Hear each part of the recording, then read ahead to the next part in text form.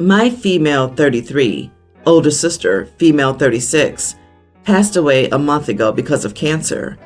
It's devastating, and words can't express how we feel. Her husband struggled to pay off debts and has asked my husband and me to take him and my nieces, young teen and teen, in for some time. I have to say that I'm not on good terms with him. We've had more than our fair share of disagreements in the past. He sued my husband and me for my own mother's house, which I'm living in with my husband and daughter, but he claimed he needed money to pay for my sister's treatment, and this was the only way to get it after we, my brother and I, refused to help. It's a long story, but we're not on good terms. I agreed to only take my nieces in, but not him. He tried to negotiate this, saying his daughters were grieving and needed him, their remaining parent, to be around. I said he could see them during visits, and that was it. My husband agreed with me at first. However, my brother-in-law showed up with my nieces days ago, and I only let the girls in, but turned him away after he tried to talk me into letting him stay. We had a huge argument, and the girls went inside crying after their dad left, repeatedly saying they wanted him. My husband is backing out of this, saying we might be making a mistake separating the girls from their dad when they're grieving. My aunt scolded me, saying I messed up entirely here. I argued that it's my home, and I don't feel comfortable with him staying after what he's done. She called me selfish and bitter, and said I'm making it more difficult for the girls who had just lost their mom. Now the girls are quiet, but my older niece keeps arguing about wanting her dad with them. My husband still thinks we're making a mistake and getting the girls to resent me for what I did to their dad, who's grieving. Am I the idiot? Not the idiot. While it stinks that you can't be 100% supportive of the girls, it's his fault you have to protect yourself. He sued once. He could try to squat if he starts living there and establishes residency. If another family's upset, they can take him in. Once he moves in, he's a tenant and you can't force him out. Then you're even more of a perceived jerk for making them homeless if it becomes intolerable. He didn't abide by your terms, but showed up on your doorstep with no plan except to beg you, even though you told him what you could agree to. He said okay, but then tried to make it suit him. All of these relatives could take him in or support him, right? So why is it all on you? Your brother-in-law is presumably in his mid to late 30s and only sought help from you. Is it all on one estranged sister-in-law? If your relatives wanted to help, they could send him money and help him get on his feet, rather than come after you to take on a family. Agree. It's OP's choice to help out or not. I do not see why she should let someone hostile to her life in the same house. It's already a lot that she offered to take in the girls while she didn't have to. Yeah, it's her sister's kids, but honestly, not everybody would do that in the same situation. He must find another arrangement if he wants to stay with the kids. He's the parent, not OP.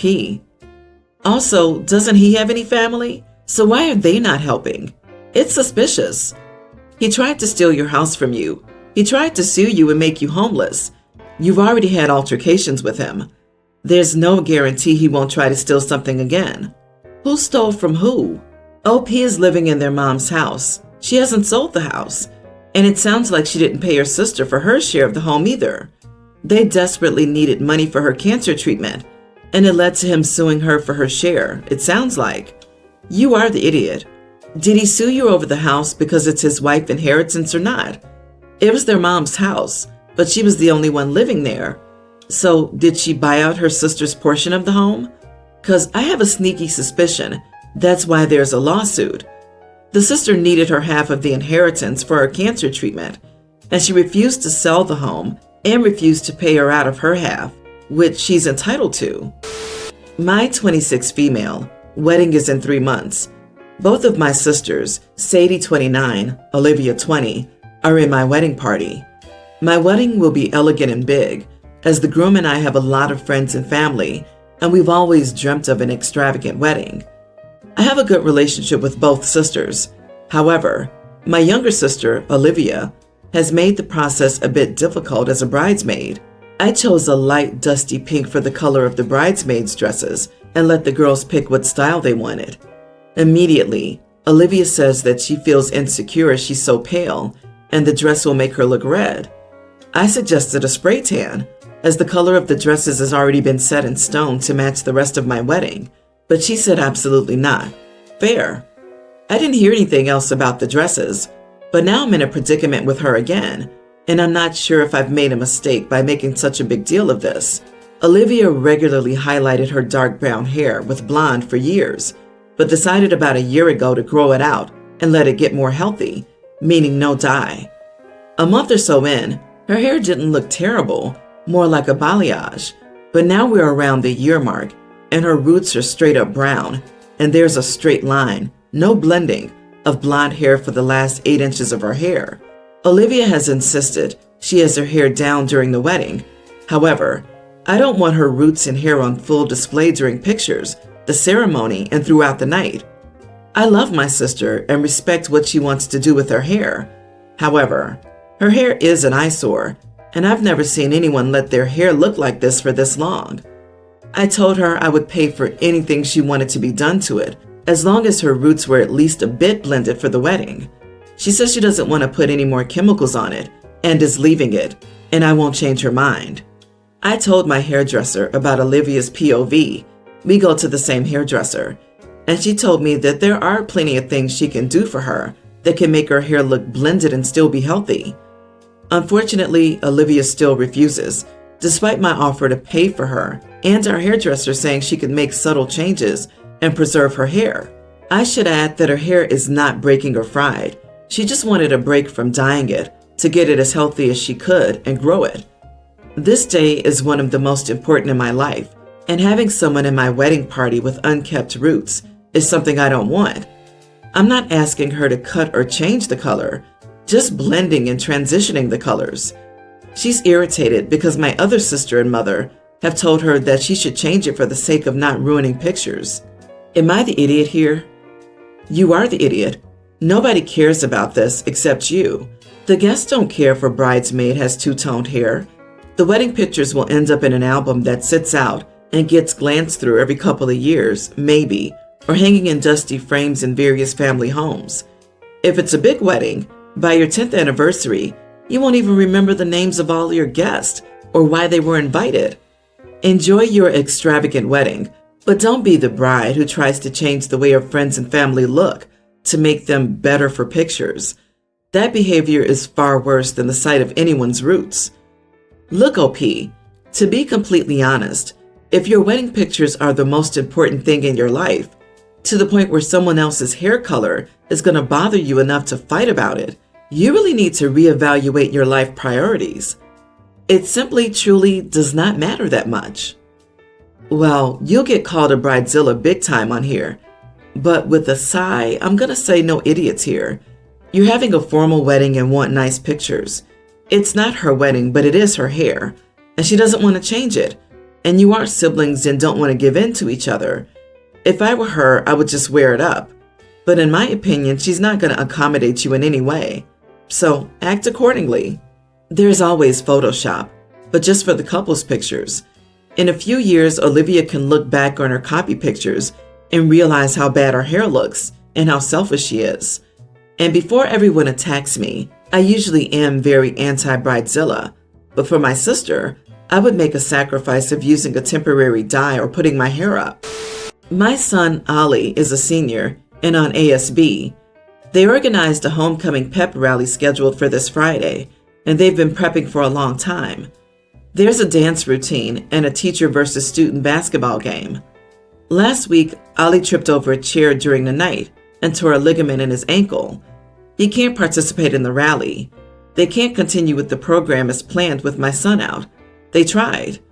The teacher in charge asked other seniors if they wanted to take my son's spot, but they declined because they didn't want to look stupid doing a dance routine with 4 days prepped. That's when my younger son, Brian, said he wished he could take his brother's place. I thought about that and realized it was a good idea. He does a lot of gymnastics and picks up on choreography quickly. I talked with Ali, who wasn't sure. I spoke to the teacher, who asked my son to do some of the choreography, and he impressed her. She said she would talk to the other students about Brian taking the spot of Ali. The students thought the idea was fun and agreed to it. My son would actually be paired with Ali's girlfriend. The teacher told me that the rally is scheduled towards the end of the day on Friday, so Brian would have to miss 3 classes, 2 for prep and 1 for the rally. I spoke to 2 teachers and they were fine with it. Whatever work they do on Friday can be made up on Monday. The 3rd teacher, language arts, said she wasn't okay with his skipping class to go to a rally at the high school. That's not a valid excuse to miss class, so she won't let him make up a test that she was going to schedule. He'd have to get a 0. I told her that it's not like he's skipping school to go to the park.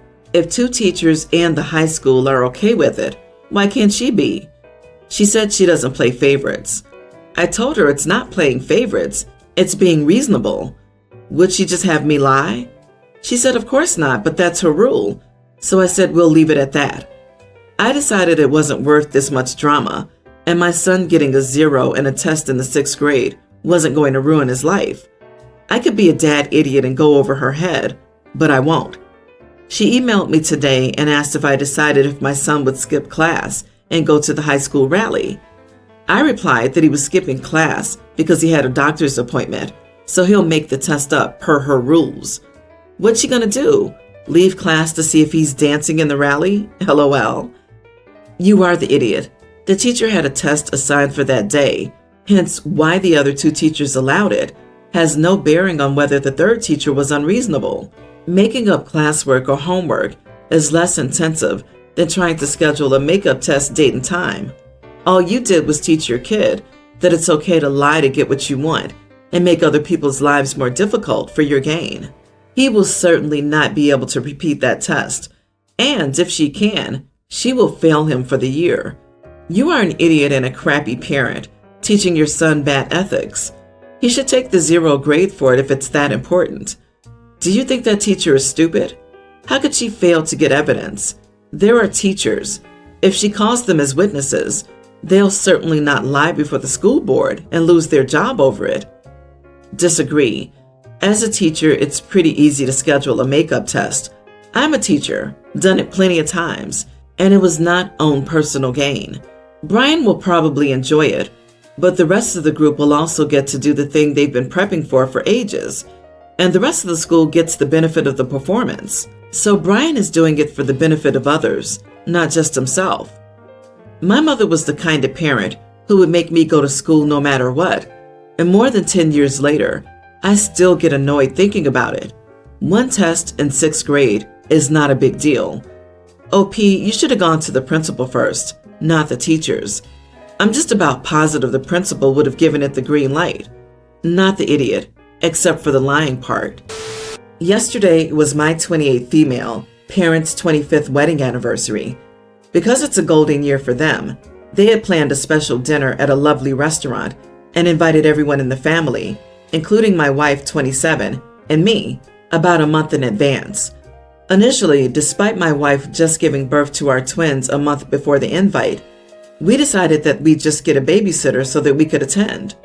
However, my wife's mother passed this past Tuesday, and although we knew that cancer was making her very ill and that this day would soon come, my mother-in-law's death still shook my wife's world. It was just her and her mom growing up, and they were the closest you could get. So it's safe to say that my wife has had one heck of a week, dealing with her mother's passing, making arrangements, and raising and nursing 2 infants. So on Thursday, I informed my parents of the unfortunate tragedy and told them how hard my wife was taking it. I apologized and told them that I didn't think we could make it because my wife didn't have it in her to go out. At this point, my wife couldn't even open her eyes without crying. They did the usual, "Oh, we wish you could both be here," but assured me that they understood and wished my wife healing. I went to drop off their gift Friday morning, and nothing but well wishes were said to me when I went.